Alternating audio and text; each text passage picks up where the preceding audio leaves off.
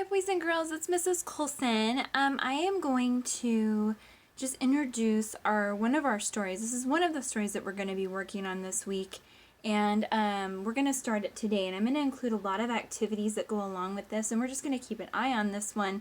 We can't do an Eric Carle unit without studying the Very Hungry Caterpillar. So I'm going to read aloud this story to you in just a little bit, but I wanted to share something with you. I thought that it would be fun if we did the Very Hungry Caterpillar, and if we were in class, we definitely would be working on this in class, but I thought, hey, wouldn't it be super appropriate if we could have some caterpillars to go along with our story. So this is actually a butterfly house. A lot of you have probably seen this before. And I actually have some live, these are called Painted Lady. These are going to turn into Painted Lady caterpillar or butterflies. And so right now they're in the stage where they're just eating food. And in a little while, and a lot of them, actually I got them last Thursday. They came in the mail on Thursday. And they were really teeny, so they've actually grown quite a bit since I got them on Thursday. And what I'm waiting for is I'm waiting for them to go to the top of the cup. And there's this really meshy material at the top of the cup. And what we're going to be watching is we're going to be watching them build chrysalises or cocoons. And so I'm going to update you. So I'll, when I do my nightly video, or when I do my daily video, I will include an update on our Painted Lady caterpillars, and we'll see how they're doing. Now, this is definitely definitely an interesting way to have caterpillars, but for our class, I thought that, you know, this is the closest thing we'll get to a class pet. And for you guys, it'll be kind of a faraway class pet. So meet our new class pets, the Painted Lady caterpillars. And when they turn into, we'll watch them and see as they turn into butterflies. And then maybe when we do if they're butterflies, by the time we have our first picnic at the park, I'll bring them and we can release them, which will be really, really cool. So these are our caterpillars right now. I'll update you on them. I'm just going to put them down. So hopefully that interests you a little bit. So we're going to be doing some activities with the with Eric Carle's The Very Hungry Caterpillar this week. We're also going to be reading some other stories and making connections, but I thought since I got the caterpillars, it would be really appropriate to start the story. So a lot of you might have heard, well, I'm sure all of you have heard the story before, but if not, it's just fun to hear it again. So here we have The Very Hungry Caterpillar. In the beginning, this is actually, this is a 50th anniversary book. This story is actually 50 years old. And Eric Carle, when this came out, again, when this edition of his story came out, he was turning 90. So he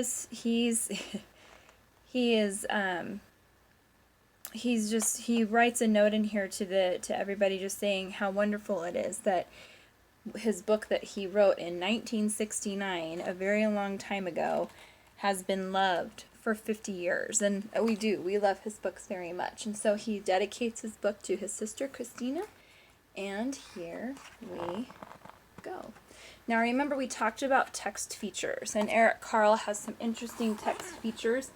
And Very Hungry Caterpillar is definitely one of those stories that uses those interesting text features. Sorry, you can only see my eyes.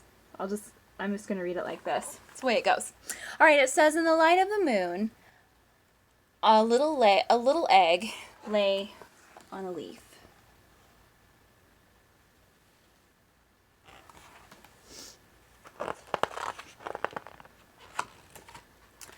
One Sunday morning, the warm sun came up, and pop! Out of the egg, there came a tiny and very hungry caterpillar. Just like my little caterpillars that came, they were very tiny.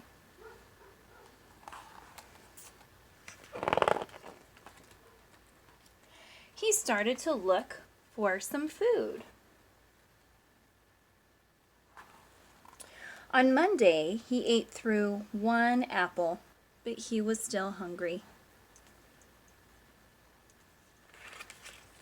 On Tuesday, he ate through 2 pears, but he was still hungry.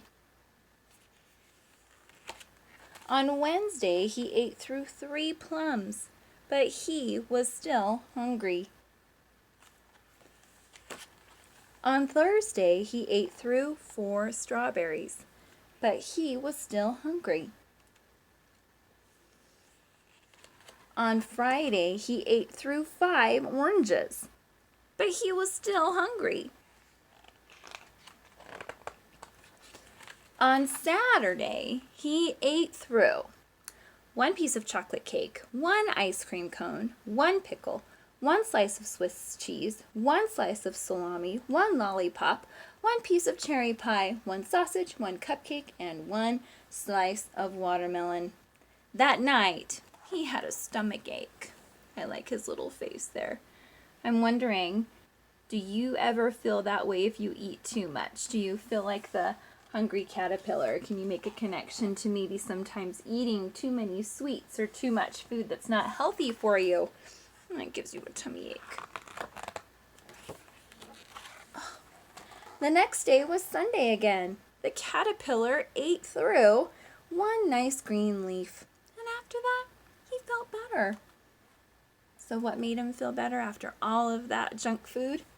1 nice green leaf, and his stomach ache went away. Now he wasn't hungry anymore. And he wasn't a little caterpillar anymore. He was a big, fat caterpillar. He built a small house called a cocoon around himself. He stayed inside for more than 2 weeks.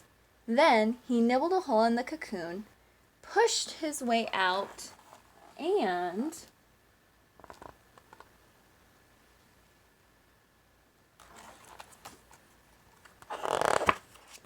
he was a beautiful butterfly.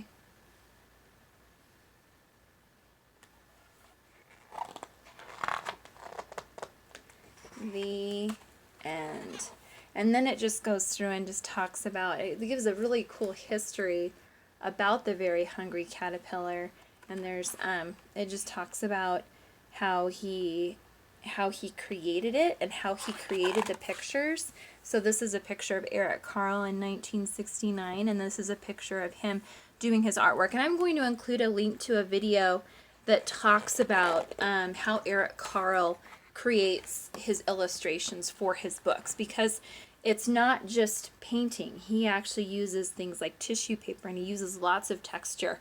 And there's so many different ways that you can use texture on your paper. You know, we would do painted paper with the sponge brushes in our class, and that, remember when we would do the painted paper, that was really cool because it created a really cool texture on the paper.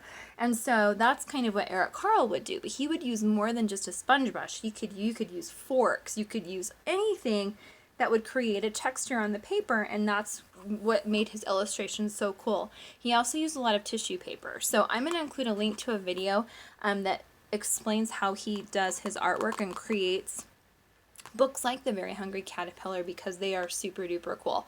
And then this week also, for an art project, I'll include a how to draw the Very Hungry Caterpillar, and then other creative ways that you can do some hungry caterpillar art this week. So I hope you enjoyed our story. I hope you look forward to, I'm going to pull them back out again.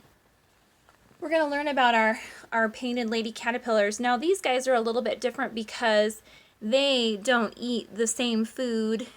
In this case, like the Very Hungry Caterpillar, they actually, their food is here at the bottom of the cup. So whatever this is at the bottom, I'm not sure what it is, but the caterpillars love it, and they're eating it. And if you can see, look at, there's already one at the top. And look at, he's looking around. He's saying, "Hi, Mrs. Colson's class." Super cool. So we'll keep an eye on these guys. I'm super excited for you guys to see them. They probably don't love me like